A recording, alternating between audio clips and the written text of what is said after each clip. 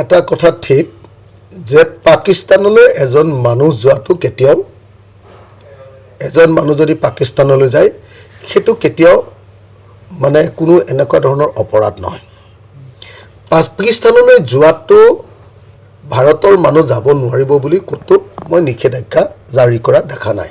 গৌৰৱ গগৈ আচলতে পাকিস্তানলৈ যাব পাৰে নে নোৱাৰে, কিন্তু আচল কথাটো লাগে যে পাকিস্তানলৈ যোৱাটো গুৰুত্বপূৰ্ণ কথা নহয়। পাকিস্তানলৈ কোনোবা যাব পাৰে, নিশ্চয় যাব পাৰে, কিন্তু এতিয়া পাকিস্তানলৈ যোৱা নোযোৱা এইটোক লৈ বিতৰ্ক কৰি থকাৰ কোনো মিনিং মই নেদেখোঁ।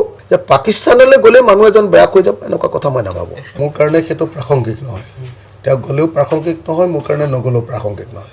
এটা কথা ঠিক যে পাকিস্তানলৈ এজন মানুহ যোৱাটো কেতিয়াও এজন মানুহ যদি পাকিস্তানলৈ যায় সেইটো কেতিয়াও মানে কোনো এনেকুৱা ধৰণৰ অপৰাধ নহয়।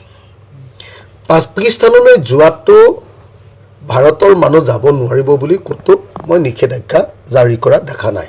গৌৰৱ গগৈ আচলতে পাকিস্তানলৈ যাব পাৰে নে নোৱাৰে, কিন্তু আচল কথাটো লাগে যে পাকিস্তানলৈ যোৱাটো গুৰুত্বপূৰ্ণ কথা নহয়। পাকিস্তানলৈ কোনোবা যাব পাৰে, নিশ্চয় যাব পাৰে, কিন্তু এতিয়া পাকিস্তানলৈ যোৱা নোযোৱা এইটোক লৈ বিতৰ্ক কৰি থকাৰ কোনো মিনিং মই নেদেখোঁ। যে পাকিস্তানলৈ গ'লে মানুহ এজন বেয়া হৈ যাব এনেকুৱা কথা মই নাভাবোঁ। মোৰ কাৰণে সেইটো প্ৰাসংগিক নহয়, তেওঁ গ'লেও প্ৰাসংগিক নহয়, মোৰ কাৰণে নগ'লেও প্ৰাসংগিক নহয়।